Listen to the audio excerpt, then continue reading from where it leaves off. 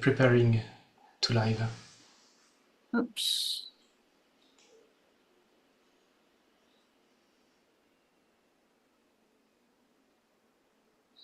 Okay, now I can give you the link. Okay, just a sec.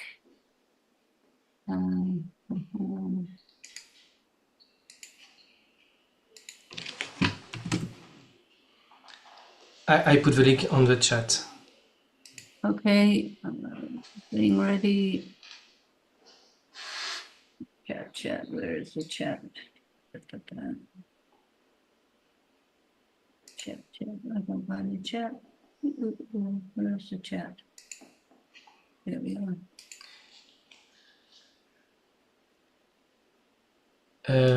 I send you to your WhatsApp if you want. It's on your WhatsApp. Just a moment. This keeps jumping.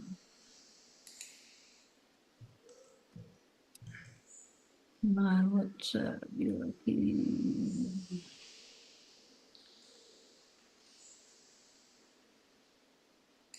What? Okay. Maybe all the people who can't understand English might go on the YouTube channel, yeah, so they can free some place for those who need the translation, because it will be only in English.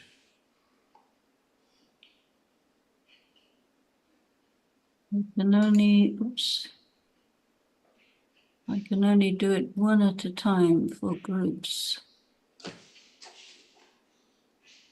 Come on. So I repeat, if there is some who understand English, please can you go to the web link, the YouTube channel. I put the link on the chat. Thank you. Okay, so everyone on my WhatsApp has received the link. And so we can proceed. I should tell you the meaning of the word Vijayanti, and it means victorious.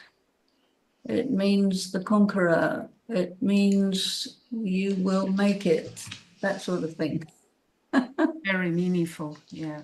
Yeah, it's a very good name for me to remember at times when I may be facing some challenge or something, and then I'll say, you know, and I did get this experience from Baba, you know, in trouble, I'm always with you and remember your name, so you'll be fine, don't worry. So I say, okay. So here I am, Vijayanti, and for some people that's too much of a thing. So a lot of people just call me D, you know. So I said it's very easy, go from D to V. That's true. Yeah. Yeah. So that's the reason. So I will appear as Vijanti, but I will answer to the name Denise as needed. That's perfect. Yeah. Everyone can find you. Yeah. And I think we can maybe start, Denise, if you can start with to give us some clarification of what the meaning of good wishes. Because Baba often said, yeah, do Mansa Seva and send your good wishes. And many times we hear very simple answers, just to give good wishes. So what are the good wishes? Well, in Hindi, he uses the word Shubh Chintan. And Chintan is like a stream of thoughts. And what happens to people when they are irritated with someone, or they don't agree, or they think they're doing something wrong, or they think that they should not be allowed to do what it is they're doing or be what it is they're being, they will start a stream of thoughts that, how come this person is allowed to do this? Why is it like this? you know, what should be done, something should be done, and it goes on and on. It becomes something like obsessive compulsive thoughts. And so when Baba says Shub Chintan, Shub Chintak, Chintak is like a person who is in the habit of having good thoughts about people regardless. So now one of the things that we know is that this is a drama and all of us are actors. And if you think of yourself as a part of a theater troupe, your relationship with the other actors is good, even if there's somebody's playing a devil or a ghost or a criminal or something, you still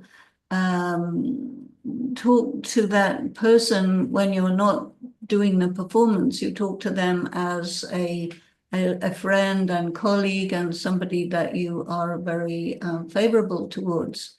And so we have to remember that this is a drama and people are playing predetermined roles.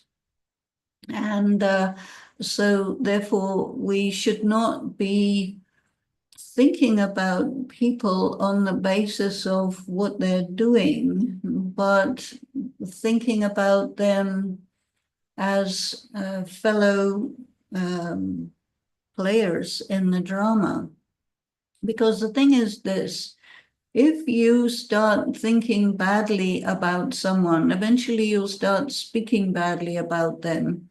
And this then becomes a karmic bondage between yourself and that person, which means that, you know, other people will start thinking badly about you.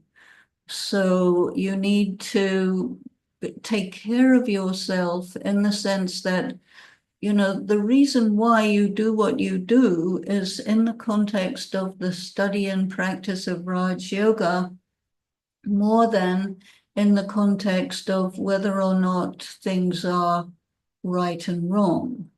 And we also have the Ramayana, which is one of the very famous Indian scriptures. And the Ramayana tells us that the most unreliable thing of all is public opinion. And public opinion is the thing that determines whether something's right or wrong.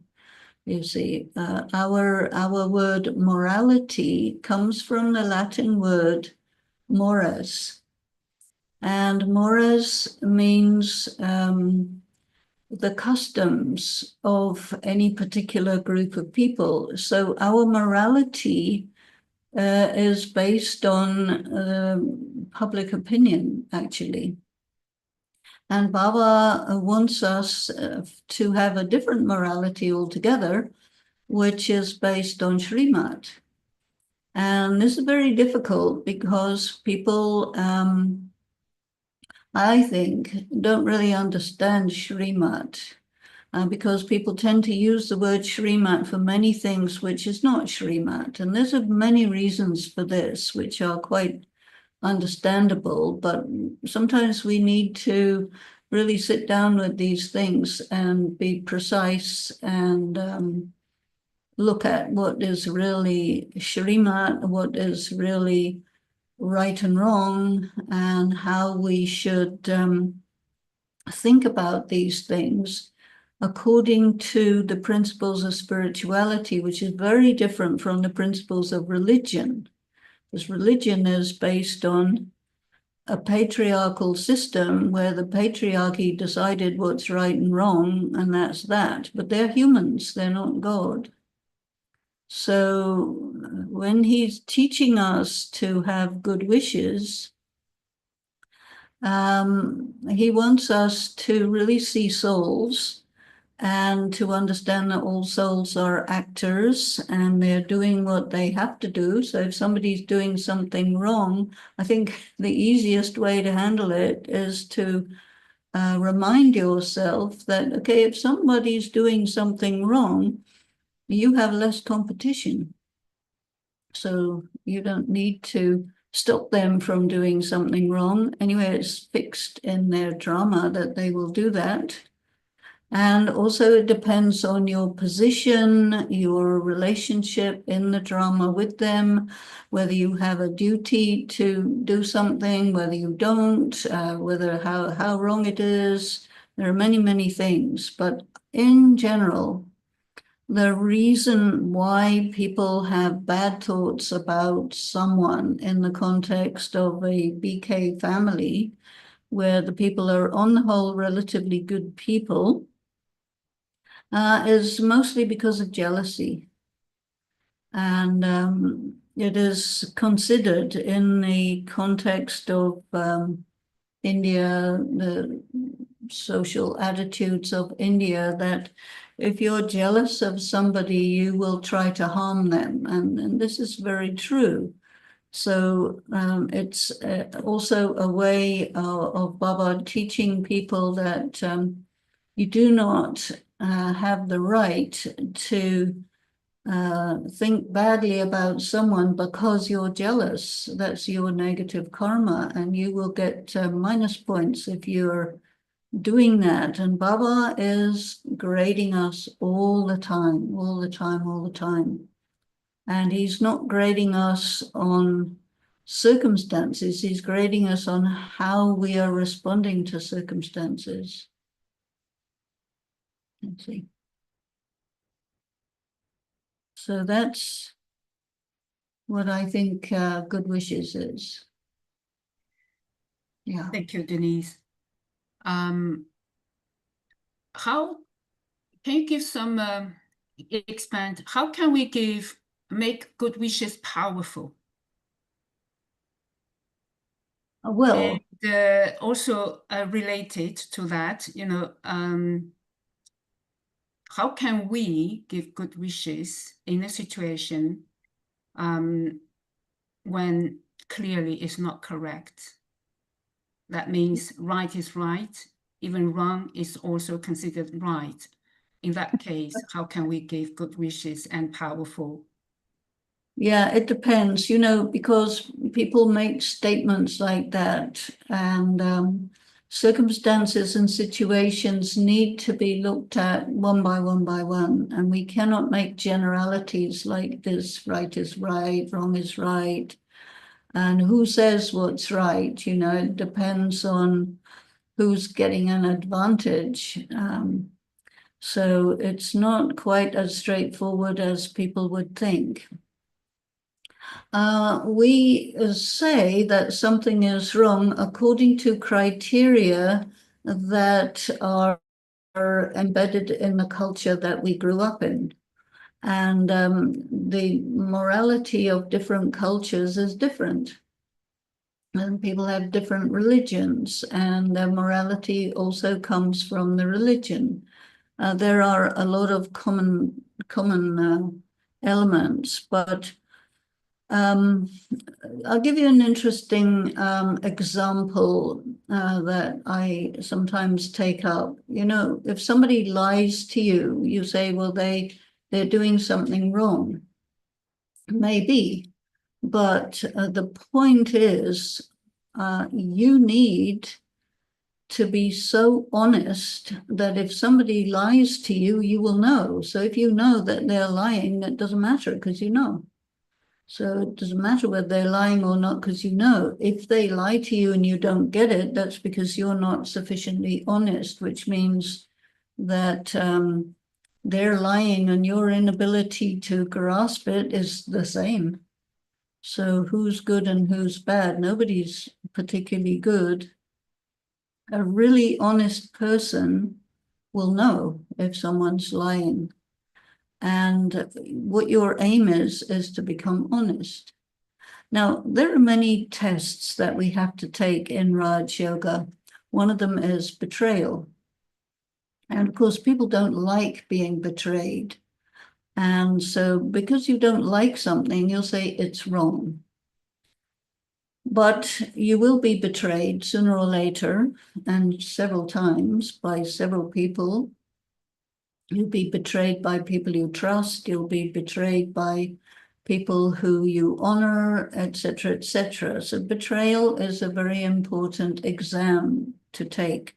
So only pretty high-level yogis have to take very difficult exams. So if somebody betrays you, then you can immediately think, ooh, I must be a high-level yogi, because otherwise I wouldn't get betrayed. So you're turning it around. And if somebody betrays you, then you have to handle the difficult situation that they put you in terms of your emotions, your sense of self, your shock, your whatever it is. And whenever some bad thing like that happens, then you have been given the powers of yoga for the purpose of handling it. And so whether it's good or bad is actually secondary to how you handle it, which is primary. But because people are mostly body conscious, the knee-jerk reaction to some so-called bad thing is to consider it bad, because that's part of your consciousness of your gender, your color, your religion, your caste, your social position, your BK position, or whatever it is. And these, you immediately think it's bad. You don't immediately think, oh, I'm under test here. What's the exam? What's going on here between me and Baba? You see, because he says that you have to be all the time with Baba. And your relationship with the drama is to be a detached observer. But very often when the situation comes up, you are not a detached observer. You may become later on, but the instant you get pulled in, which Baba would say, you failed the test because you didn't get it. And this is what he means by, we have this word intense yoga. And the Hindi for that is Tivra Purusharat. Sorry, intense yoga, there's this volcanic yoga, but Tivra they usually translate as intense. And intense is not what Tivra means. Tivra means high speed. So when you get a test, it comes instantly, and it gets you off balance, it gets you off guard, and you do a knee-jerk reaction, which means you failed the test. So if you had really high-speed effort, we say Tivra Purusharat, high-speed effort, that means you are so conscious of what you have to do for the self while engaged in action, that you immediately grasp that this is a test, what kind of a test it is, and what response you should have, and you have 1 second to do it. Of course, that is practically impossible, but that is the nature of our exam. So when you look back on a situation and analyze it from the kind of angle that I'm looking at it here, you can understand that, yes, you are a high-grade yogi, because otherwise you wouldn't get a difficult test. And as a high-grade yogi, you should be handling the test, but you failed it.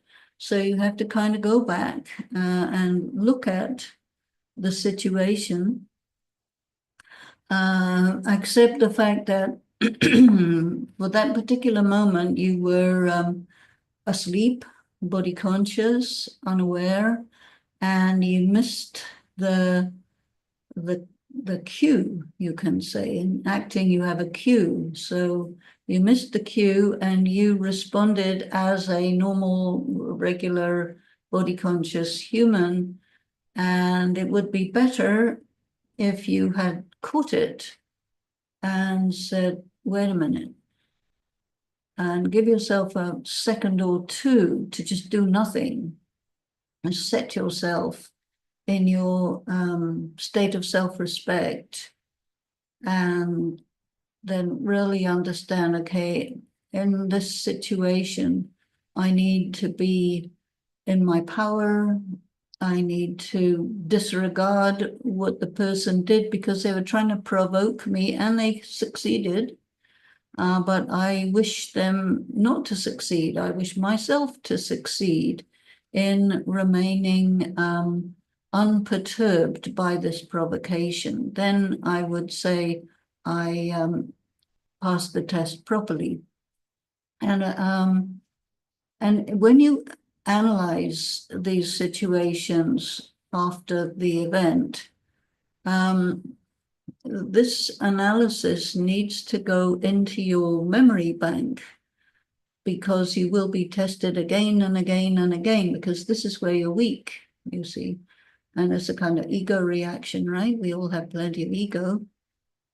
And so it will be tested. And Baba will be looking at us. Are we making any improvements? I think if we don't analyze ourselves and we don't prepare ourselves for the next test, and we don't see how the situation built up to the test, because there is a little build-up, even if it may be really quick, but there'll be a little build-up. And so you have to catch all these things. This is what's meant by, high-speed effort. When you translate it as intense effort, I don't think you know what you're meant to do. So I prefer to go with the original meaning of the word, tivara, which is high speed. You have to be fast in your responses. And this is comparable to, the people who do martial arts. They learn to see exactly what's coming when the opponent is coming to knock them down. You have to see exactly what they're planning to do and have a response so that you don't get knocked down and you win. And in the same way, we need to do that second by second. And we can only do that when we're with Baba and when we're soul conscious. And who is soul conscious to that extent all the time in general situations? Not too many. Well, that means that none of us are really at the level that Baba wants us to be. So that means that we need to think about these things and see about how we actually upgrade the quality of our spiritual practice. Yeah. Thank you, Denise. There's another question. Is there a link or any relations between good wishes and pure feelings? Are there in a sequence order when we give or send good wishes to someone? How can I make my good wishes also effective? Because often we try very hard, spend a lot of time in meditation and send good wishes. And that's also my personal experience. And nothing happened. And then at a certain point, I found there was something, a very subtle form of ego. So my question is, whether I should set up or check if my feeling for that person is pure, any hidden agenda behind my good wishes or not? How can I, that's the question. Thank you. Yeah, it's, feelings is from your heart. And good wishes is more intentional. That means it comes from your intellect. And most people are pretty critical and judgmental because we think across the cultural spectrum, we tend to look at people as being better than us or worse than us. And if we can find fault with someone, that makes us feel better, because then that other person is not better than me, but I'm better than that person, which makes me okay. And I think a lot of this has to do with ego in the sense of inferiority complex, because ego is superiority or inferiority, and we flip-flop between the two. So if you see somebody being so-called bad, and then you put yourself relative to them, that makes you good in comparison with them. But then if you're comparing yourself with Baba, who he says, if you want to compare yourself with me, and then you're never better than Baba, because you know there's just too many faults that will come up in front of your intellect, and you will not be able to say, I am better than Shiv Baba or Brahma Baba, or, you know, especially sometimes people would criticize the daddies. Oh, this daddy did that, and that daddy did this, and therefore they're not okay, which you saying, I'm better than this daddy. I'm a brand new Raj Yogi, and they've been doing it for many years, and they've been put in that position by Baba, who doesn't seem to understand too much. That's really egotistical, you see, but people do it without realizing the extent to which that is egotistical. And then if you also look at somebody and you get impressed by them, and you think, oh, they're wonderful, marvelous, and fantastic, I'll never be able to make it, then you've flipped into the inferiority thing. So all of this is to do with ego. And ego is really the actual meaning of body consciousness. And so if we're not body conscious, if we're soul conscious, then it means we're egoless. And if you remember the last 3 words of Brahma Baba, egoless, bodiless, viceless, you know, that encapsulates everything just in 3 words. But it took him, and it takes us, years of study and practice to grasp these subtleties. And when you have pure feelings, I think that it could be sequential to good wishes, because good wishes, you have to decide to have good wishes. Pure feelings, I don't think it's a decision. You either have it or you don't. And so it's very authentic. And to create a heart which is clean and pure, and sees the value and qualities of a person without judging them, because it's not our job to condemn. You know, judgment is one of the powers, so we do have to judge, but we don't have to condemn. And a lot of people use the word judgment when they mean condemnation. And this is because poor old English language is hardly known by the best English speakers. And because we do not use words according to what they mean, but we use words according to how people have distorted them, and we join in with the distortions. And that becomes a good excuse to pretend to be much better person than you really are. But then you don't want to fall into a depression of thinking that you're really bad and you can't make it. So then you go along with not using the word condemnation where you should be, and using the word judgment, and then telling people not to be judgmental, and it all gets very confusing. And it means that a person's ability to evaluate their character is very out of focus and fuzzy. And we permit ourselves to get away with it. So again, I think these things are, you know, simple words, good wishes, pure feelings, simple words, but there's so much depth to them. And, you know, there's another part of the question that came to me about people thinking good wishes means that you have to be subservient and then allow people to abuse you and things like that. And I think that again shows that people do not understand the English language because people are told, if you are doing this or thinking this or feeling this, then it means you are subservient or something like that. That's incorrect, heavily incorrect.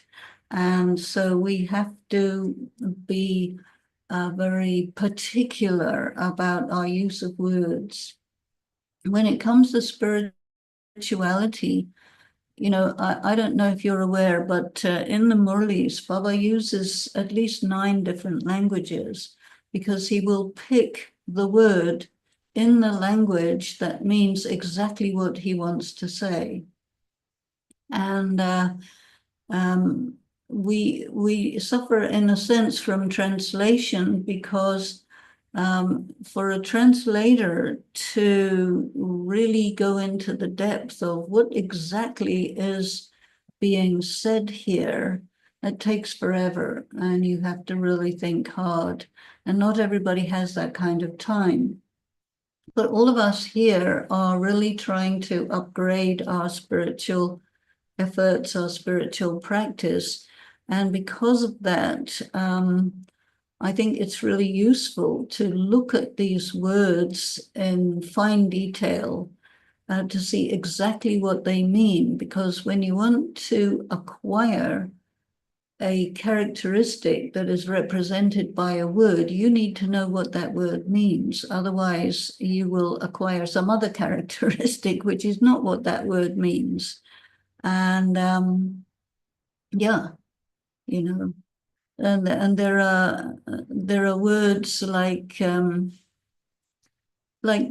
word pursharat always is translated as effort, and it's used like that by most people. But pursharat, if you break it down, it means enlightened self-interest. It means that you will do something which is for the sake of your own soul, which is very different from the feeling you get when you use the word effort, which has to do with something laborious and that you're trying and you're putting in some forceful effort.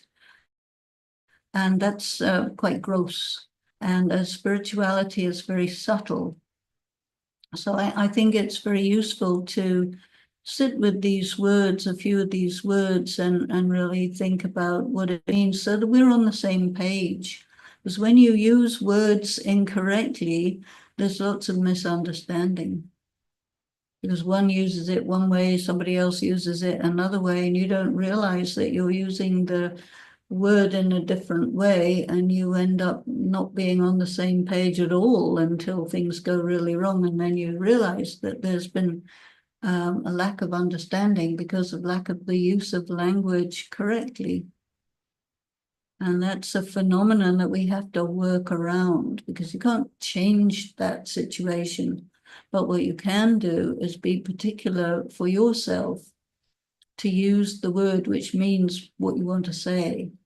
And if somebody says something and they're using the word which you detect it differently from how you're using it, then you say, could you please explain what you mean by that particular word? And then you can be on the same page.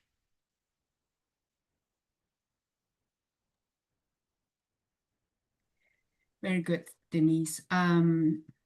There's one question here in the chat. Someone said, I find very hard and theoretical to have good wishes and pure feelings to those who cause me sorrow, and hypocrite ones I have tendency to detach and step away from them.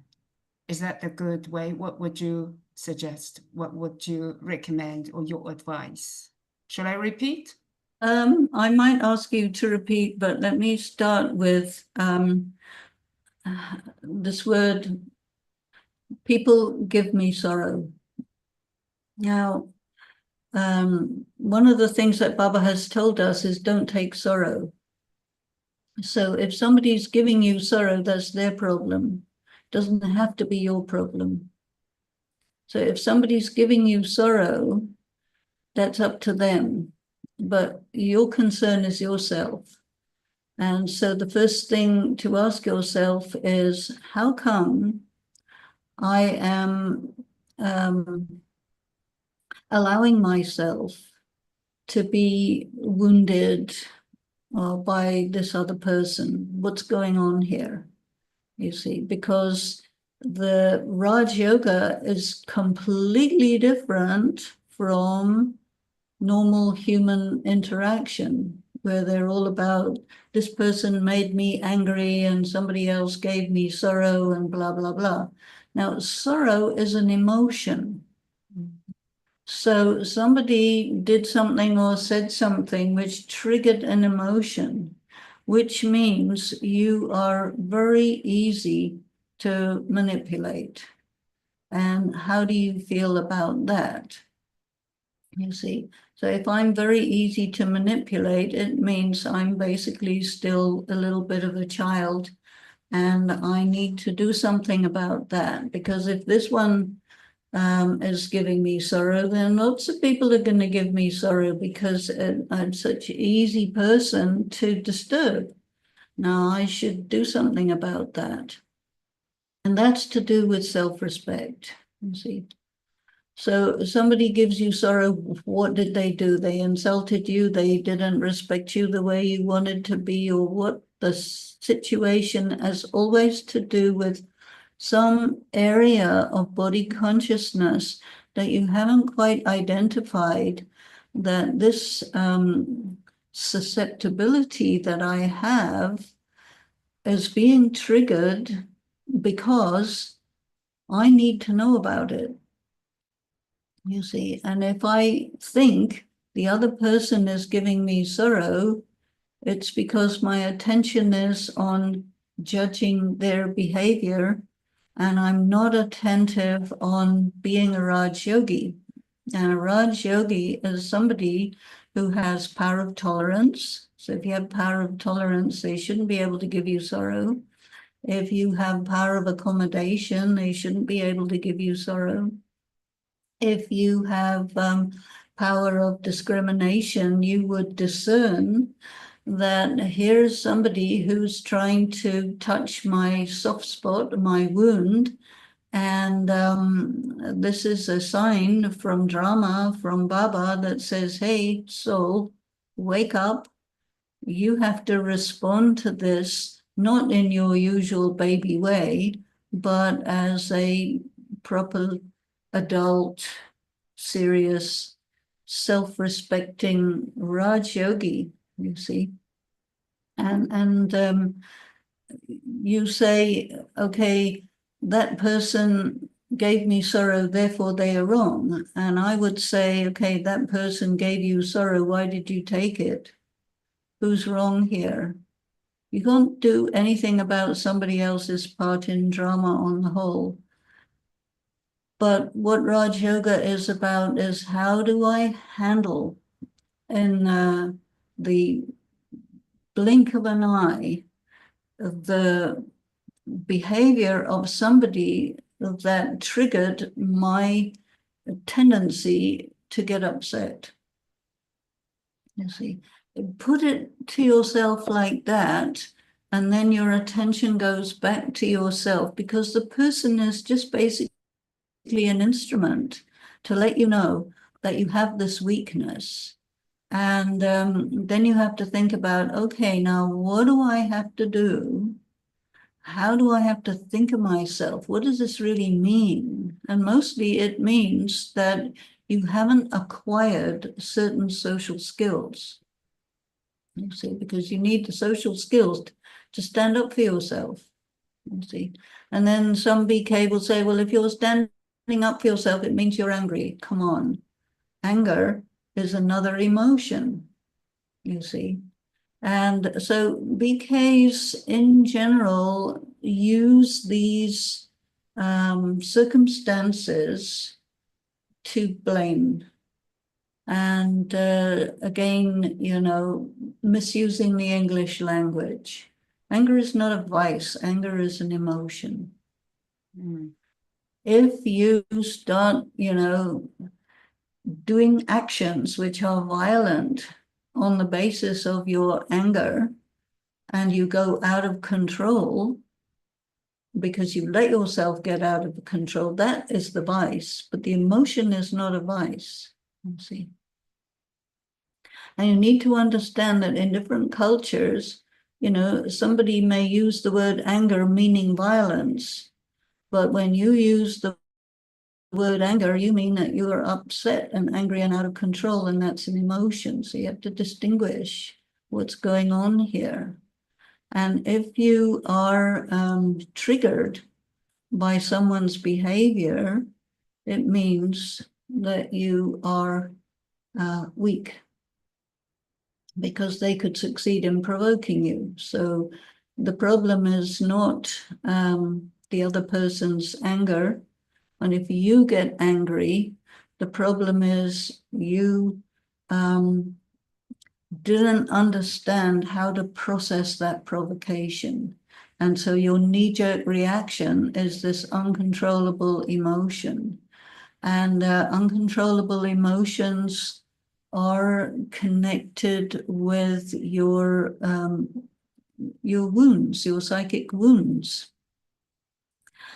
Because people have all sorts of traumas, and they react to traumas according to the psychologists by fight, flight, freeze, or fawn. These are the 4 ways that people reaction. So fight means anger, flight means run away, and freeze means you just don't know what to do, so you just freeze over, and then people can do what they want with you. Or fawn means you start saying, oh, nicey, nicey, sweetie, miserable devil, you know, if I'm nice enough to you, you won't rape me. This is how, especially it is said in the patriarchal system, for young girls who get raped, it's your fault, because you weren't nice to him. If you were nice to him, he wouldn't do it. Excuse me, that's absolute lies. But you see, it's all part of the culture, and there are so many BKs who do not distinguish between these cultural messages, especially to children and women and girls and old women, that it's designed to exploit and damage the females, because the religion says males have souls and females don't, so you can treat them like animals or objects. And this is the problem. When you say, I'm a soul,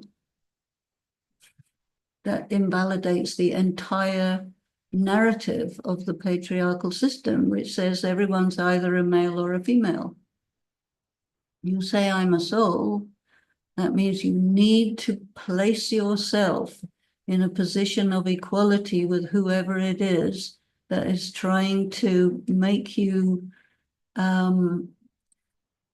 betray yourself and allow yourself to be abused or bossed around or made to feel stupid or small or whatever. And this is what Baba is teaching us. You are a soul. Suppose you say, I have 84 births in the cycle. 42 are female bodies and 42 are male bodies. So tell me what you are. You're not your gender. This is soul conscious. You're not your bodily color. You're not your race. You're a being. And you have to build your self-respect, and you have to respect other people as such.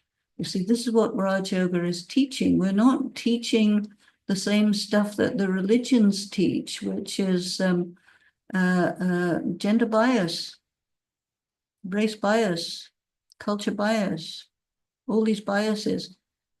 We're not doing that in Raj Yoga. We're doing something different. Don't mix it up. Thank you, Denise. Talking about soul consciousness, when we give send good wishes and sitting in yoga with Baba, and when we are in the soul consciousness, Baba said that we think, remember only him. And how can we, or what is the right way to do when we want to send good wishes to one particular soul? Okay, why do you want to send good wishes to one particular soul? The most important thing is to decide on what your motive is, because motive is key in karma. And so sometimes it is told in the context of the expression good wishes, have good wishes for the person who is giving you a serious hard time, which may be your husband if you are a wife and you want to be a Raj Yogi and your husband doesn't want it and he is abusing you. So they say to her, okay, give him good wishes. And then generally speaking, this is interpreted as be nicey, nicey, sweetie, sweetie, and then he won't do it, which is not going to work at all. But what will work is you have to come into your self-respect and your self-regard and see the soul with love. Love is a very powerful energy. You see the soul with love, and good wishes in that sense is you're reminding that person who he is or who she is, and you're not going to take any abuse. But you're also not going to be antagonistic with that soul because that puts you in bondage with the soul. So when you are looking at that soul dispassionately with love, you're not caught up in that person. You have your own life to live. You have your own connection with Shiv Baba, and you know what is the correct action in the social situation that you are, and you do that regardless of all the games that the other person may play, but you remain with an attitude of love, which doesn't mean being lovey-dovey and stupid. You see, people don't quite understand the meaning of the word love, and they think it means be some kind of pink frilly angel or something. That's not love, that's stupidity. Okay, very good. There's one, two, three questions. Okay, you hear me? Okay. The three questions in the chat. Let me read the first one. How to deal with someone else jealousy about you, and how to deal with your jealousy about someone else? Well, if you're jealous of someone else, we can understand that you don't recognize your value. You don't understand who you are. You think that if only you could be like them or have their position or something like that, then other people would think better of you. But deep down, your jealousy is you don't have self-respect. You don't recognize your value. You don't understand the right of another to be who they are and to enjoy the fruits of their own good karma. If someone is jealous of you, it means the tables are turned. And what happens when someone is jealous of you is they will do all sorts of things to harm you, to prevent you from progressing, to damage you. And so you use your powers and you get through it, because whatever is destined for you, you will get. And if you have to handle somebody else's jealousy, it will make you develop skills to do with coming into your own power, asserting yourself, being who you are, and not minding that they're jealous of you. There you can use good wishes, because you understand that it's a kind of compassion. You understand that they're jealous of you because they're weak and they can't stand it that you're stronger than them, or whatever it is that they're jealous of. And this is body consciousness. So again, I would say that, you know, the spiritual vibration and resonance of love is a very good instrument to apply to the situation, and not mind and just carry on. It's okay. That's very clear. Thank you. Thank you for your explanation. There's a question here.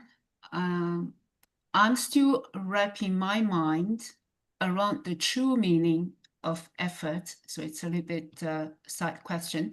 Is it more of a state of being of benevolence toward our soul?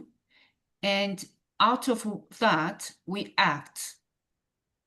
That means trying harder.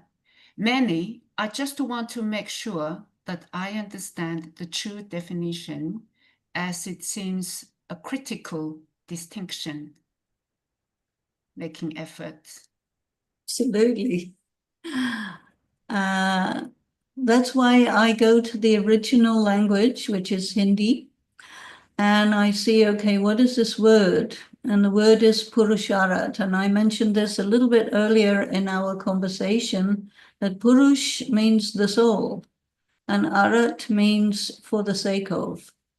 So anything you do for the sake of your soul, that's what Baba is encouraging us to do. To me, I would not use the word effort, because it's very misleading. And I prefer to use the word enlightened self-interest, which sometimes people don't like that word either, because they don't realize what it means, or to act for the sake of the self. Because you have to act for the sake of yourself. You are being evaluated by God in terms of how well you've understood what he's teaching, and to what extent you have drawn power and qualities into yourself through yoga, and made yourself into a fully self-actuated person. And when you use the word effort, there is this aspect where you lay yourself open to people blaming you for being lazy or useless or whatever. And again, I would say that it's a word that comes from this patriarchal religious approach to spirituality, which I think is quite irrelevant, really. I mean, we are people who have been studying this and practicing this for many, many years. And so it is in our interest to be self-empowered and in our own power, adult, and we answer to God. We are judged by God. If somebody else wants to judge me, it's not going to be a very reliable judgment, is it?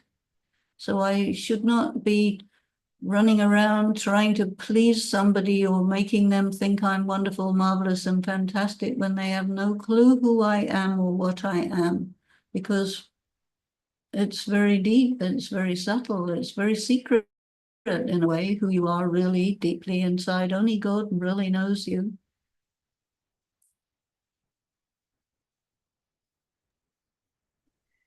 Yes, talking about the language, this is another question, one question related both languages you grasp so well, and one particular word that can give many Catholic or Brahmins used to have Catholic beliefs or Catholic people a burden. That word is sin. The question is whether it creates or gives some levels of heaviness or burden to the Hindu people. I think it does, because you have to also look at these things in the light of history. And there are quite a lot of studies that have been done about what happens to people who have been under colonial rule for a long time. And it also is connected with people having their race considered low, their religion considered low, their culture considered low, and so on. This is a system of colonialism, is to cause the colonized people to be inferior in their own eyes. And the religion is one of the main instruments to do that. And so this definitely creates a reaction, which is also sometimes called a generational trauma, or a trauma of a whole set of people. And one of the things that is being looked at the moment by a lot of people is the sort of psychological damage of apartheid. And I was working on a book which takes up that subject, and just how people are, really badly judged by very arrogant people who make those other people feel guilty, and so on and so on.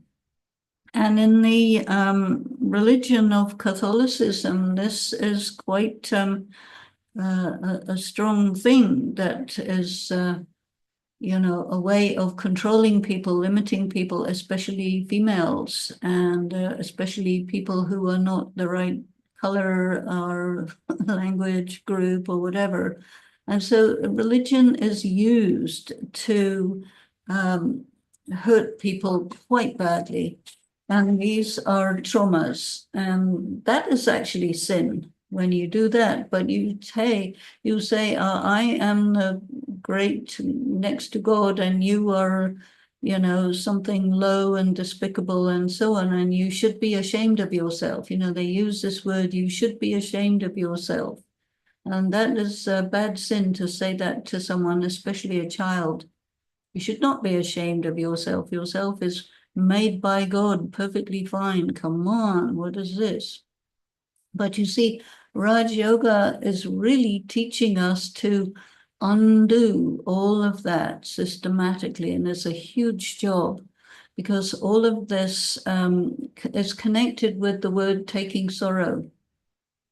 And most of the sin that is disturbing you is other people's sin against you, which makes you react to that, which they call your sin. And this is how most cultures look at it. And this is what we're dealing with. And it's absolutely normal for these attitudes to creep into the BK world, because there are so many people who have this in their background. And of course, when you come into any kind of position of power or authority, you will put that onto whoever's lower down on the, on the ladder of rising up in the gathering. And so this is something that Brahma Baba taught the first group of dadis how to handle, but it wasn't taught after that. And I know this because I had very much connection with the daddies, especially Daddy Janki, who told me about all this. And I thought, wow, this is really, really important information. This is important practice that was done. And Mama especially did this so that people could and it was a small group of people, and they could come into their own self-respect. They could become free from all of this guilt tripping that was put on them by their Lokik families and by their gurus, and all of this in the Sindhi community. So now here we are now. We are a huge group of BKs. We are, I don't know, somebody told me we're 3 million. I don't know if that's true. I think we maybe have 1 million, but I mean, a few of us, we have been doing this for a long time. And a lot of people are aware that they do carry ancient wounds in their subconscious, which interferes with their spiritual progress. And so this is what yoga is really all about. It is a way, when you are in deep tapasya, you are focused on God, it causes all of your junk to come to the surface. And this is usually known as storms of Maya. And people think they're bad, but actually they're really good because they let you know what is the junk that has been put into you. And so yoga is as a purification process, and you have to let things come to the surface and then flow away from you and not suppress them or repress them as a lot of people think they should do. That will not enable you to be free or karmatit or in your own power. You'll just remain like all the other people who are worried about sins. So I would say that sin and trauma is connected. And I would say that your reaction to your trauma, as I told before about how psychologists identify this as fight, flight, freeze, or fawn, that is behavior which is very counterproductive to yourself, as opposed to purusharat, which we call effort, but is really not. It's really doing what is needed for the sake of yourself, really coming into your power, becoming the deity soul that you are already and are destined to be again. And so this is a huge amount of work to do, which is very deep work, but it's work all about becoming free. And this is also called karmatit. So the aim of our Raj Yoga is to become karmatit, but we have to understand the vast difference between religious approach to things and spiritual approach to things. I think these two get very mixed up. So it's quite useful to spend time with yourself and distinguishing these things and, understanding that, okay, everybody makes mistakes. Everybody does bad things. That doesn't make you a sinner. It's like it happened. So, okay, what are you going to do about it? Do you understand why it happened? What was the deep underlying cause of it? Because what Baba says, unlike the Bible tells you you're born in sin, you're born a sinner. No, he says, no. You're a pure, peaceful, powerful, loveful, blissful being of light. And after 84 births, you lose power. You became body conscious. And when you do that, you act on the basis of weakness. So I would change the word sin to the word weak. And you see, if somebody's weak, you don't punish them, you give them a hand up, you know. So punishing people for doing wrong is very counterproductive, actually. You have to rehabilitate, not punish. It doesn't work. It's not justice. It's lack of understanding. So, okay, somebody does something wrong. Okay, fair enough. But why do they do something wrong? Because they're weak. You see, and what makes you weak is lack of spiritual power. Why do we do yoga? To acquire spiritual power, which enables us to do actions which are strong, not weak. Simple as that. Yeah, thank you, Denise. I think to have that awareness, to understand that we are at moment, for example, myself, I'm weak. But sometimes when I'm weak, I don't have power and I don't, how can I have that? What will be the first step to increase, to have that awareness, what I need to do before using other, I don't have any powers. I mean, how can I, what's the first step I need to do? Sitting there in yoga, no yoga. I don't have any yoga. I can't hear anything. So I cannot even hear myself. Yeah, what would you recommend advice for this? Well, you see, what Baba has told us is the most helpful thing for you is to remember me. All the time, he says, just remember me. And then we have a system, a practice of meditation. The most powerful or the most empowering time of meditation is your Amrit Vela, your 4 o'clock in the morning meditation. And it doesn't mean you have to hear something, see something, have a vision, or, you know, go to the soul world or whatever. You are sitting there considering yourself to be, you know, in quiet and thinking about your relationship with God. And even if you say to yourself, okay, nothing's happening, I'm not able to meditate, blah, blah, blah, all of these things, it's okay, you showed up. That was good. And, you know, there is a huge amount of resistance to yoga. So every so often you do have very amazing experiences, which is really Baba letting you know that he's aware that you're doing your best and he's giving you a nice, you know, pat on the back that congratulations, you're doing good. And here's a little gift of a beautiful experience. Keep going. And, you know, what is also the case is that our study is the base of our yoga. And the thing which really, in my experience, which really enables yoga is to churn the knowledge. And so for me, this works really, really well.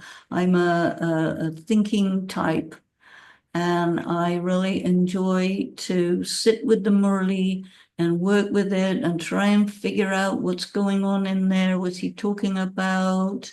What does he really mean? You know, that's why I always go to the Hindi.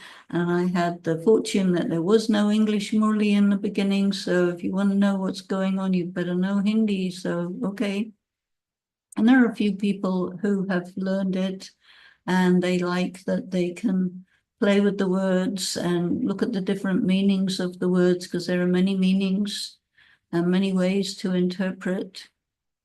And you churn and think and try to go into the depth of it. And this creates a sort of vortex of thought, which actually carries you up to the same dimension where Baba is, and you can then be in contact with him. This is work, you know.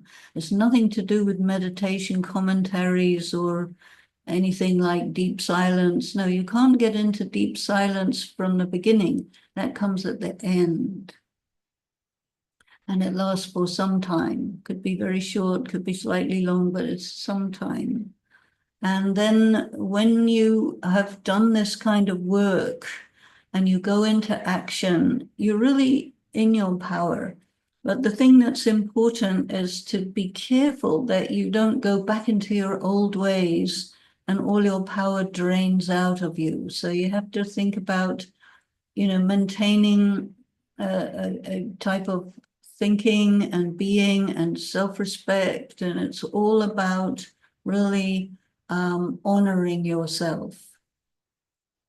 And the problem with the religious thing is yourself is last. It's always other people first, whereas in Gyan, you're first, and other people, they are scenes in the drama in many ways, you see. So you have to really understand, okay, what does it mean to be you? And express yourself and be yourself. And some people may like it, some people may not like it, but you're not here to be how other people want you to be. You're here to be you. And your all relations is with Baba. That means he's the only one who has the right to tell you anything. I mean, we're in a context of other people and so on, and people do tell you stuff, but you have your own conscience. You know whether you're doing right or not. You don't need somebody else to tell you. You're not a 2-year-old child, And we have to honor this. We have to be the adult child, not a baby child, 2 years old. No. This is why I sometimes don't agree with translating the word bache as children. This is sons. He says, all souls are male, you are my sons. Come on, it's about an inheritance here. Claim the inheritance. Become who you are destined to be, who you were in the first place. And forget about forgetting yourself. And forget about pleasing other people just because, I don't know why you would want to please other people, because it goes against who you are, you see. This is something that's taught to children. You have to please everybody, you have to behave properly, you have to be polite, blah, blah, blah. And if you do that for longer than childhood, you put yourself in a bad situation. Thank you so much, Denise. That's another question here. And it says, can you clarify the understanding, the expression that Baba sometimes says or other daddies says, seniors, that Baba knows, and that of he keeps someone in a certain position is because the person was chosen by Baba, an instrument, and as such should be respected and people should obey. Well, no, Baba never said anything like that as far as I can observe. You see, you get into a position, it's just like any corporate situation. You can find a way of getting to the top by doing certain things which get you to the top, which is not necessarily that you are a good person. You may or may not be. You may be a good administrator, but you may not be a good person. You may be a good person, but not a good administrator. So, all of these positions are different than what people think. We are here not to obey anybody. You do need to represent yourself. There may be situations where you are asked to do something and you do not want to do that. Well, you have to say, no, I don't want to do that. It may be because it goes against your conscience. It may be because you have something else much more pressing and there are plenty of other people who could do that. So you have to say, no, I'm sorry, I'm not available for this. We're volunteers. I don't know if you noticed. And obedience, I generally say, basically obedience is for dogs, not for people. So, no, we don't have to obey.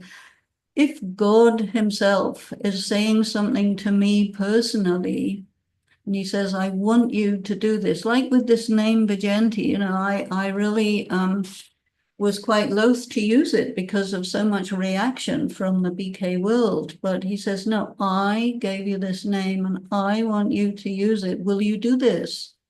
I say, I will do this for you. Even though it may cause a lot of disturbance, but you want this, I'll do it. So yeah, we will obey Baba, but that's not the same as obeying people. We don't have to obey people. We have to consult. They have to consult with us. Will you do this? Will you not do this? Yes, no. We decide. We say yes or we say no. Can't say yes to everything like some kind of zombie. We are not zombies. Sorry.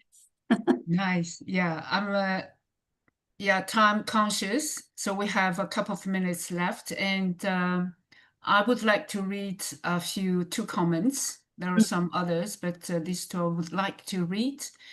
So your name, Baba's, the name given by Baba is very well accepted. So this so says, Sister Vijayanti, if we are 3 millions, I think 1 million is trying to understand and live as a true Brahmin, if necessary, to create sporadic classes with you, because there are some seniors, they don't have your background, and I don't diminish anyone, but the truth, BK needed. Well, I thank you very much for what you're saying, and I'm doing my best to offer